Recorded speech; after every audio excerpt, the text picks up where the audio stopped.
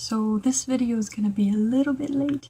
Okay, a lot late, considering Christmas was last month, but better late than never, right? So the list I'm about to give you is not all of the books I got for Christmas, because I couldn't fit all of the books I got for Christmas in my bag to go back to school, but these are 10 that I most wanted to read, so I shoved them in my suitcase. So the first book I have to show you is Throne of Glass by Sarah J. Maas. This is the story of a young assassin named Selena, I think is how you pronounce it. She works as a slave in a salt mine, and one day she is taken from the mines and given the opportunity to fight in a sort of like a Hunger Games challenge against, I believe, 23 other people.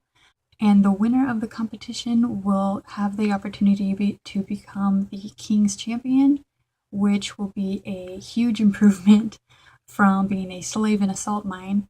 So this book has been marketed as sort of like a Game of Thrones, Hunger Games mashup, both of which I adore. So I figured might as well read it, figure out what all the hype is about, because I've heard nothing but good things about this, and I'm kind of in a mourning period for Hunger Games, considering Mockingjay just came out and destroyed me. The next book I have to show you is The Unbecoming of Maya, I can't say that name. Myra Dyer. I seriously just spent like 30 seconds trying to say that name. And this is by Michelle Hawkins, and this follows a girl who, I believe she gets in a car accident, all of her friends die, and she doesn't know what happened leading up to the car accident. There's this guy that does know, and he's following her around.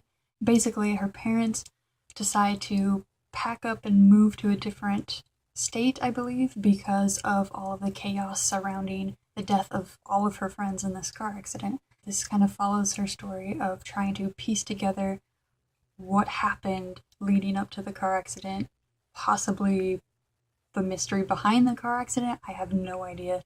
The fact that I have not been spoiled for this book, considering it is shrouded in nothing but mystery, really astounds me. So I'm probably going to read this next because I'm so worried about being spoiled for this series.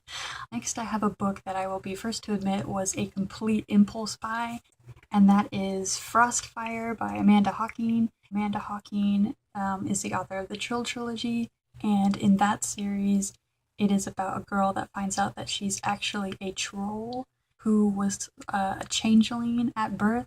So she was switched with a human baby so that the humans would raise her, because I guess trolls are lazy. And this is a spin-off of that series. From what I can tell from the back, it has nothing to do with the characters that were created in the Trill trilogy, but I'm still really excited to read this. This spin-off series follows a girl named Bryn. I believe she wants to be on the King's Guard, and that's pretty much all I know, because like I said, this was an impulse buy. Next, I have To All the Boys I've Loved Before by Jenny Han. This story follows a girl who writes love letters to all of her crushes, and then seals them up and sticks them in a hat box under her bed. One day, she discovers someone has mailed all of her letters to all of the people written on the envelopes, and one by one these people start confronting her. When I read the synopsis, I knew I had to read it. However, I have read Jenny Han's other series, Summer I Turned Pretty series, and I was not impressed at all. But I am willing to give this a shot just because the synopsis sounds so good. Next, I have Summer and Bird by Catherine Catmull. Yes, Catmull. What initially drew me to this book was definitely the cover. This is a really, really pretty illustrated cover. So this is about two sisters named Summer and Bird, obviously. One day their parents vanish, and the only clue they have to where their parents went is a really cryptic message from their mother that ends up leading them to the woods near their house. And basically they end up falling into this mysterious and magical world, and it sounds really good. Hopefully it's as cute as it looks, because it looks adorable. Now this next one has an interesting story because I am currently at university, but for some reason my library had a book fair, like a scholastic book fair, like the ones we used to have in elementary school. So I went to the book fair, and I saw The Girl of Fire and Thorns by Ray Carson, and it was on sale for, I think, $2.99. So I had to get it. And then I got home and I read the synopsis and I read a little bit about it on Goodreads. And I found out that this is about, basically, it's about a overweight princess who loves to eat and is chosen, she's sort of prophesized as the savior of the world. Where has this book been my entire life?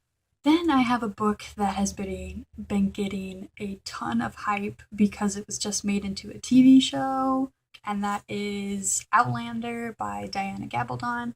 It's about a woman in the 1940s who, she comes back from war, and her husband decide to take a second honeymoon, and they take a trip to Scotland, and then while they're on a hike, I believe she touches like a magical ruin stone, and she ends up time traveling to, I think, to 1743.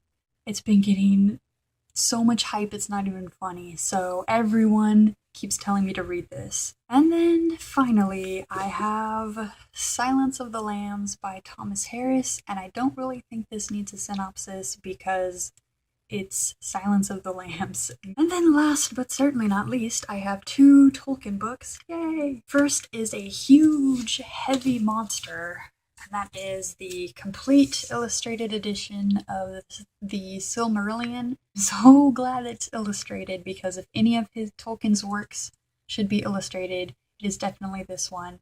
This is one of the driest pieces of literature I have ever read, but I still love it. This is a complete sort of history of Middle-earth written by Tolkien, and it starts basically from the beginning of Middle-earth to the end of the Age of Man. I'm not entirely sure. I read it in the 8th grade, so I'm rereading it right now. This illustrated edition has really gorgeous artwork in it to kind of bring to life some of the stories and history and descriptions of the world that Tolkien writes about. And I've actually already started rereading this. I read this for the first time in 8th grade.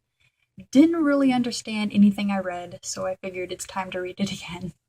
And then the next Tolkien book I got is The Guide to Tolkien's World, and this is by David Day. This is basically an A to Z guide for all of the creatures and places and things in Tolkien's world, and the illustrations are really cool. Some of them are in color, but most of them are in black and white, and they've got like this really inky, sketchy feel. I think that's supposed to be Treebeard. Yes, Ents. I'm so glad I got this because it goes like in depth into what each thing is, where it came from, who created it, etc., etc. And I'm hoping that this will shed some light on some of the confusion that the Silmarillion gave me the first time I read it, because I was confused out of my mind. So those are the books I got for Christmas. Well, those are 10 of the books I got for Christmas. I think I got like 15 or 20 for Christmas, but I couldn't, like I said, I couldn't fit them all in my bag. I hope everyone had a great Christmas, or Kwanzaa, or Hanukkah, or whatever it is you celebrate. I hope it was great, and I will see you in the next video. Goodbye!